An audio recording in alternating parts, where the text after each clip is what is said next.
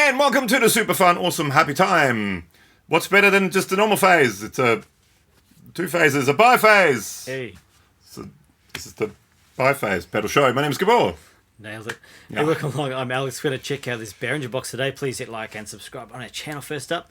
Ding that bell, tick the thing and do the stuff. Yes, please do, please do. Leave a comment below. And I just want to mention right from the start, this was definitely not sent to us by a Behringer.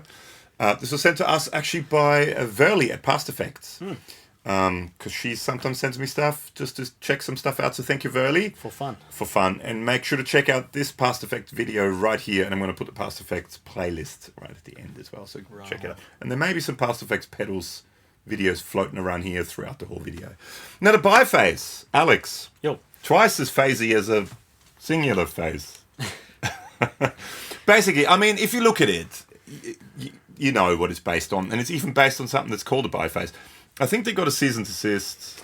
Yeah. And then they called it the dual phase or something like that. And then they got a cease and desist again. So I'm not sure if this is even made anymore.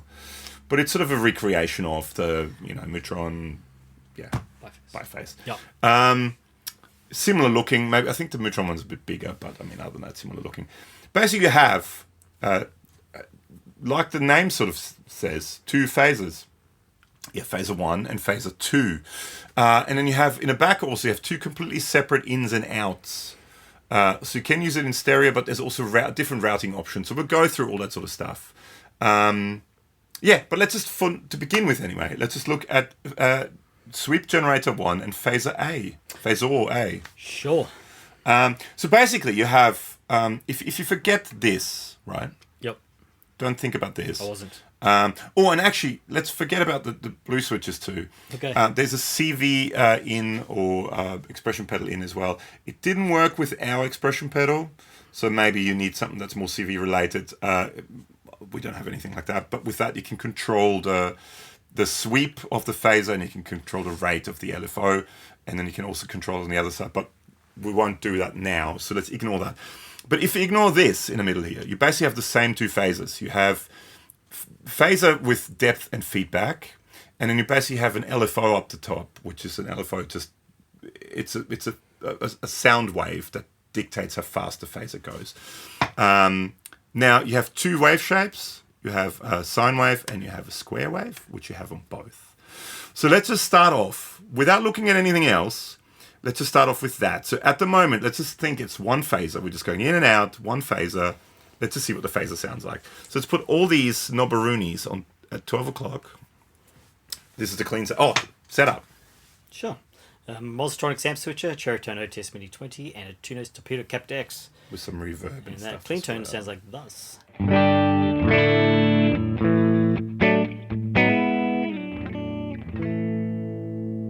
And people always ask about this guitar, Alex. Can you tell about this guitar? This one's blue. Guitar? Yes. Next question. Blue. It's a Larrivee. RS2. Yeah. Sorry? RS2, yeah. That's what I'm thinking about. That's the model.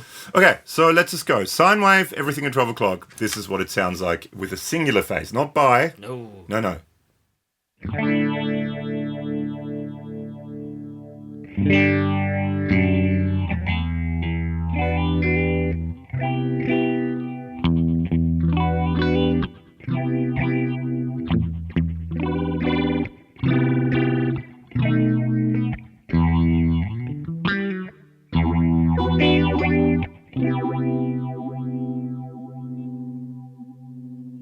Doesn't sound even, does it?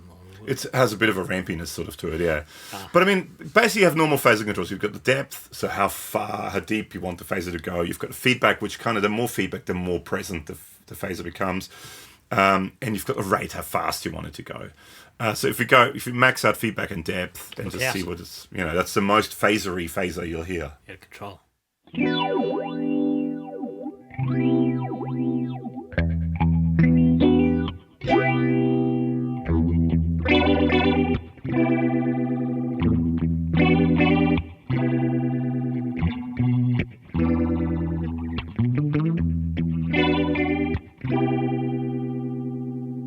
So if you want a bit more subtle, turn your depth and feedback down, and you can turn the rate up a bit, and you get that sort of bit more subtle sound. then you get the same thing, but in a square wave. So instead of the modulation going even like that, it's just on, off, basically. So it sounds like that.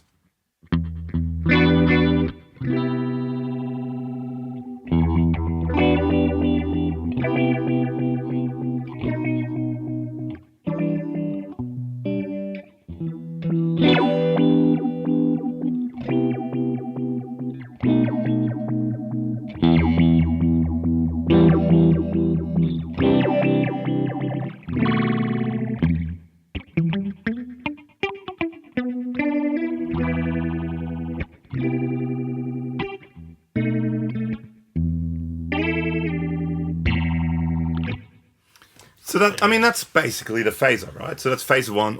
Pretty cool. Sweep generator. So the sweep generator is the LFO for Phasor A, and you've got sweep generator 2, which is the LFO that controls the speed for Phasor B, right?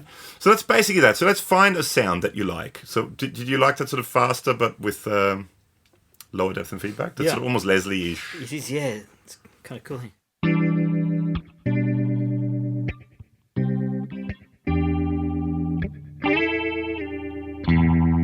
Technically, if we set this to the same settings, and actually, okay, well, now let's hang on. Let's start off here. Let's put that in the middle first. We'll talk about this in a second. Let's put this at the same settings, right? Let's put this at the same settings. So that basically should sound pretty much the same now.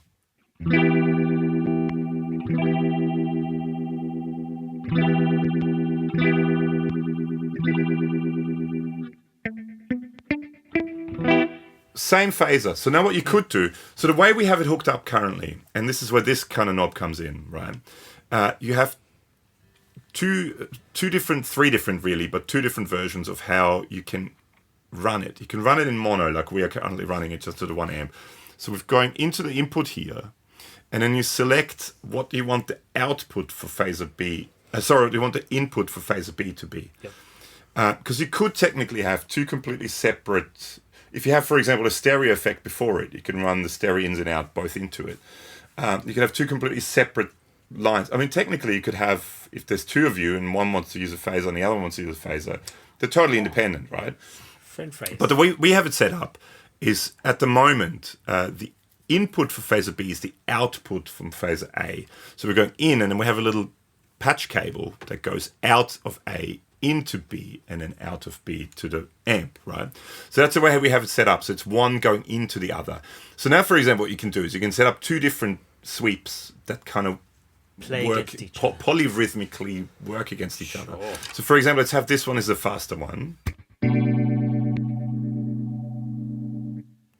And make this one a slower one, but with more depth.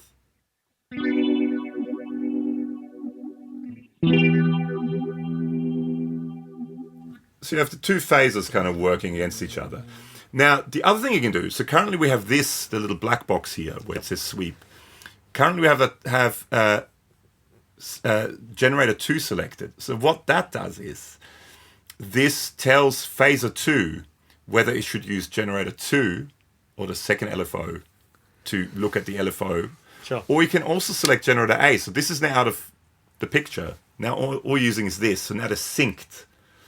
So you have the two phasers synced together. So you have still the same sounds. So if we go from that sound.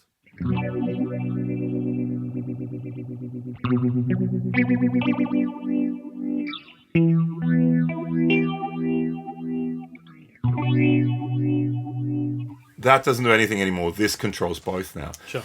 Now, at the moment, they're kind of both going the same way. But now the other thing you can do is you can set up this little switch that says normal and reverse. What reverse means is, instead of them both going like that, one goes the opposite way now. So if I bring that in, for example, so we're using the generator 1, that LFO uses creates a speed for both. Yep. But now we're going to switch the waves around.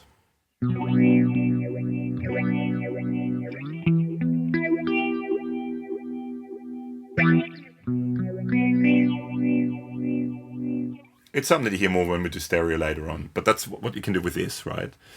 You can also select input B, so you have input A and input B are completely separate, or input A, so basically you can have it running without those two. You just go in and one and out the other one. But we had it set up like this, right, currently. Now, next thing we've got to do is set it up in stereo, because this is when it gets really interesting. So we'll be back in a second and go in stereo. All right, we're now connected in stereo. Yes, stereo. So 2 phones to hear it. So we've got some amp simps. Yeah. UAD amp That's simps what coming. that noise is. So the way it works now is we're going into phaser number 1, and then we're going out of phaser number 1, but we're also going out of phaser number 2.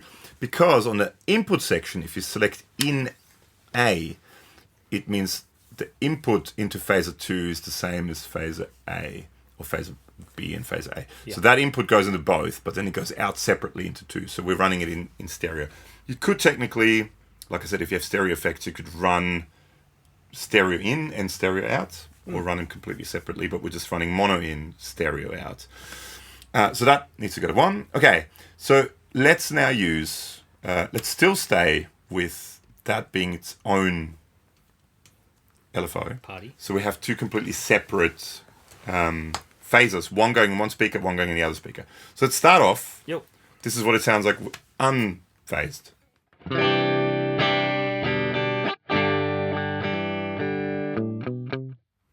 So let's get one phase going.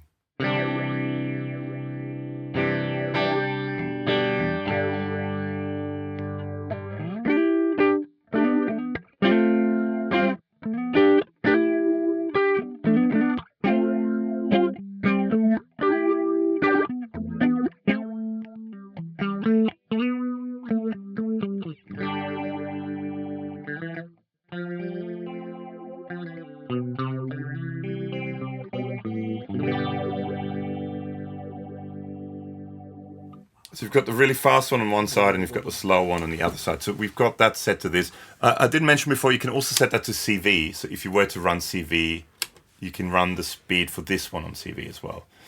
Okay, so we've got the 2 completely independent, separate. So we can even have one, let's make that one square wave. Crisscross, yep.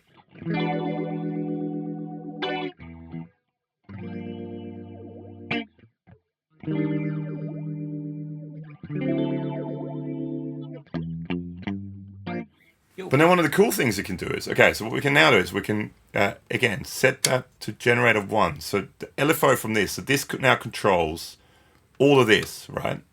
The speed from this goes on to everywhere else. So now we have, the speed is the same, but we have the 2 slightly different settings. Let's see what, actually, you know what? Let's make them both the same settings. Same. Same. So now we basically should be the same in both sides.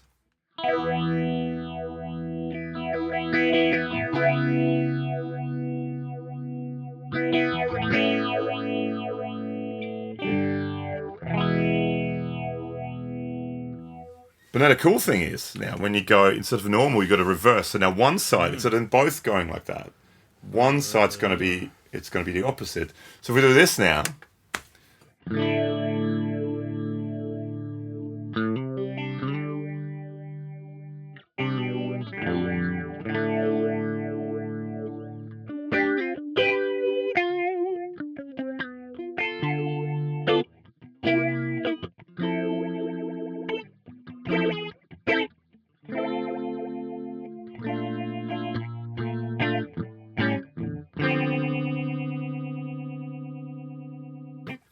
It's cool, isn't it? It gives a nice effect. Kind of cool gooiness to it. It's a very analog sounding thing. But I mean, that's basically, in a nutshell, that's basically what it is. So you have Phasor A, you've got Phasor B. You can either control both by the one LFO, yep, or you can control, they can each have their own LFO, or you can have CV controlling both, or you can have CV controlling each one of them separately. Yeah, cool. And you can choose whether you want how the ins and outs work. So you can either have mono in, stereo out. You can have stereo in, stereo out, or you can have mono in, mono out. Fun times. So it's actually simpler than it looks on the much simpler than it looks. Yeah. first. I mean, like I said, basically all you got to think of is that's one phaser, that's the other phaser, those 3, Yeah. and that's just the shape, LFO shape. And then this, it's, you know, you just got to Set that up. think, right? You know, do you want the Phasor 2, do you want input 1 to go to Phasor 2 as well? Or do you want to run them one into the other? Or do you want them completely separate because you have two separate inputs? And then with this, all you got to think is, do you want one LFO controlling both? Do you want them both to have the separate LFOs? Or do you want this one to be controlled by CV? It's not that difficult, even though there's lots of switches and stuff. Yeah. Yeah, cool. So I hope that all kind of makes sense. But that's the Bi-Phase. Very cool. What are your thoughts on a Bi-Phase? It's cool. Yeah. I've not had a lot of experience with any Mozztron stuff. No, neither have I. It's ridiculous. I mean, even when I first got into vintage gear, that was already ridiculously expensive back then. A little bit out of reach for Most mere mortals, right? Yeah, especially in Australia too. Yeah.